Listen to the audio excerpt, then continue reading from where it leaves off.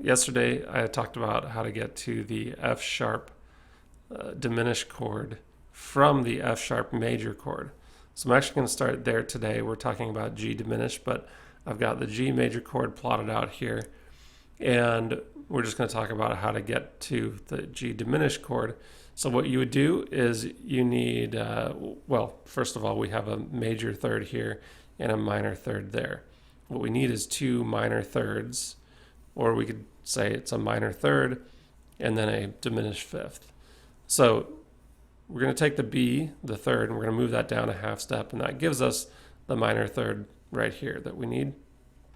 But we also need a minor third here, or as I mentioned, we need a diminished fifth if we're thinking about starting from the root note.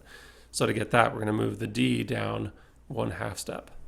So from a major chord, we just have to move both the third and the fifth down a half step.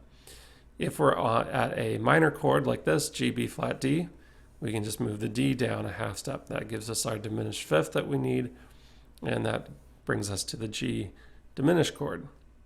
I've also mentioned where these diminished chords show up in different keys.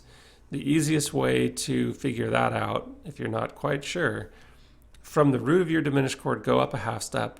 That's the major key that chord is going to show up in. So the G diminished chord is the 7 chord in the key of A flat.